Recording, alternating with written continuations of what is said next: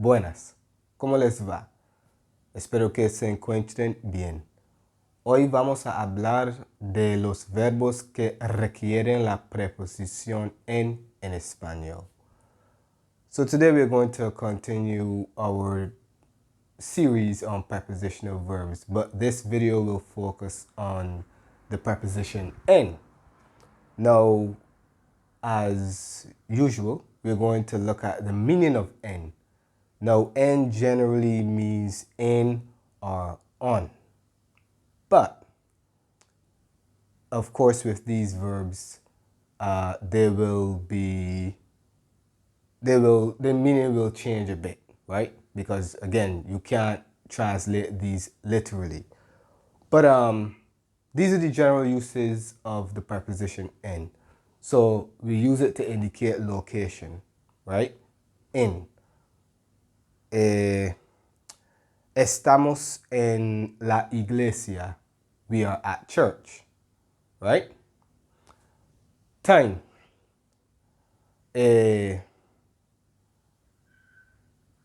La fiesta será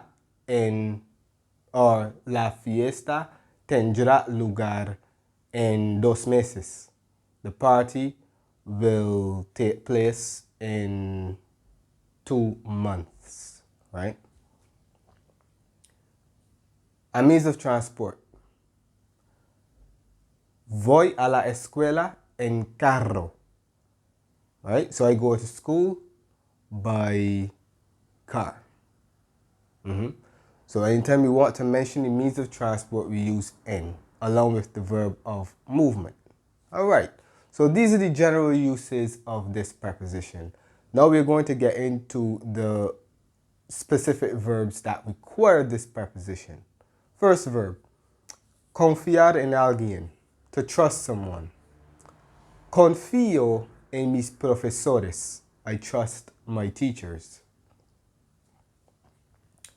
Confía en Dios. Trust God. So this is obviously the imperative. All right. Now, what if you want to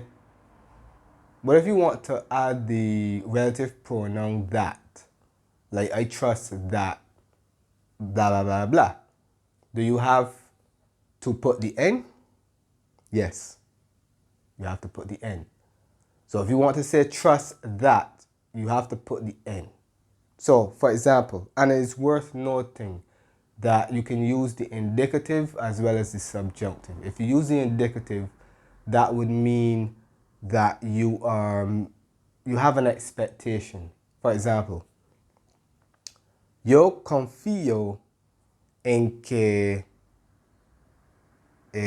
tú sacaste una buena nota. So I trust that you got a good grade. Yo confío en que sacaste una buena nota. Right? So that's an expectation. So we use the indicative. On the other hand, if you use the subjunctive, we are expressing a desire. So confiar in that context would be a synonym of esperar, to hope for, right? So, yo confío en que tú hayas sacado una buena nota. So that's basically saying, I hope that you have obtained a good grade. So the meaning changes slightly. All right? So confiar en with the indicative means confiar en followed by que means to express an expectation, whereas with the subjunctive, it is used to express a desire, right? Or a wish. Dos, consistir en. Now, once again, if you translate this literally, you would think consistir de, right? Because de means of. But remember, you can't do that with Spanish. Prepositions are always very tricky when it comes to translating them across languages, right? El examen consiste en 4 ejercicios. The exam consists of 4 exercises. Let's move this side. See what we have over here. El documento consistirá en muchas páginas. The document will consist of many pages. So, consistir en, not consistir de, consistir en. 3. Insistir en algo, to insist on something. Mi tía insistió en enseñarme francés. Significa que mi tía es muy amable. My aunt insisted on teaching me French. But we'll get back to this shortly. The same verb insistir en. This is another example. El director insiste en llegar temprano a la escuela. The principal insists on arriving early to school. So, insistir en followed by a verb means to insist on something, right? Now, just like confiar en, we can use insistir, or not necessarily we can, but when we want to add the relative pronoun that, right, we have to put the en also. So it's similar to confiar en. So, and we can also use the indicative and subjunctive, depending on what we want to express. So, if we use the indicative, we are basically making an assertion, right? So,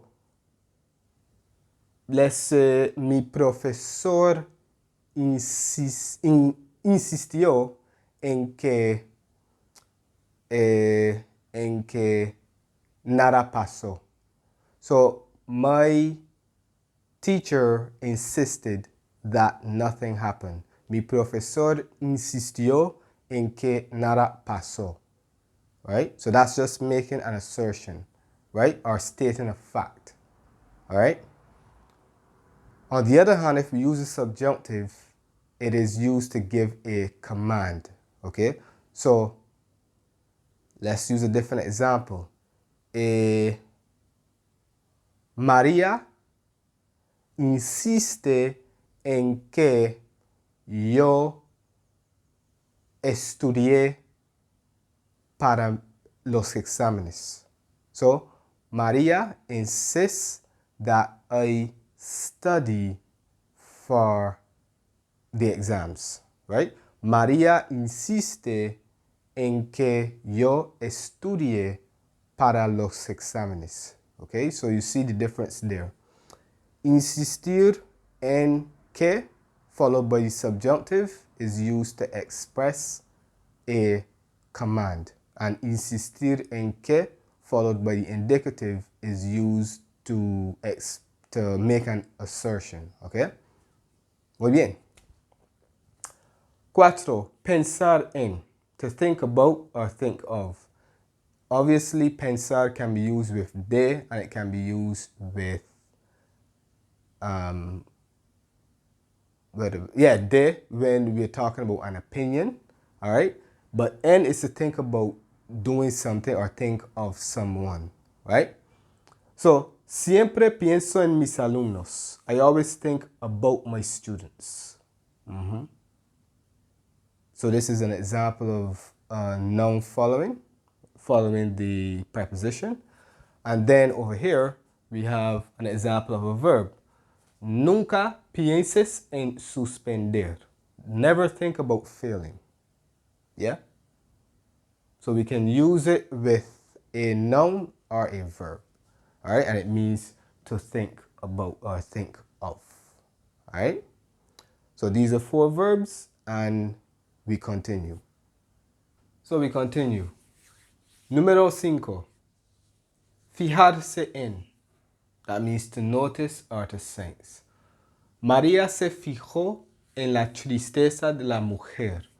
María noticed the woman's sadness. Yep. Pude fijarme en su felicidad. I was able to notice their happiness. Yeah, so fijarse en means to notice, sense, or even detect. All right. 6. Tardar en hacer algo. To take a long time to do something.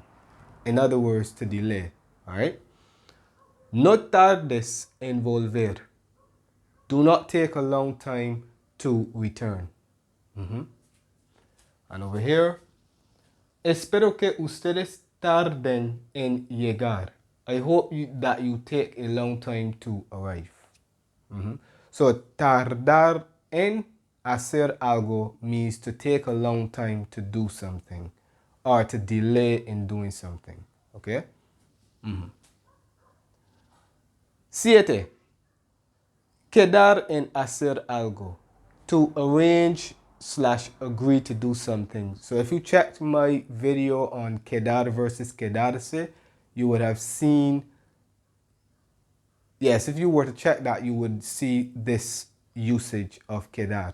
Quedar en algo means to agree to do something, okay? So, quedamos en encontrarnos al mediodía. We agreed to meet up at midday. So, quedar en algo, en hacer algo. Quedaste en ayudarla. Did you agree to help her? Right? So that's a way that you can use quedar. Quedar is one of those verbs that has a lot of meanings, depending on the context, of course. Okay. Estos son 7 verbos que requieren el uso de la preposición en español. Eso es todo por hoy. Muchas gracias por ver mis videos como siempre. Espero que ustedes hayan disfrutado de este video y que hayan aprendido mucho. Chao.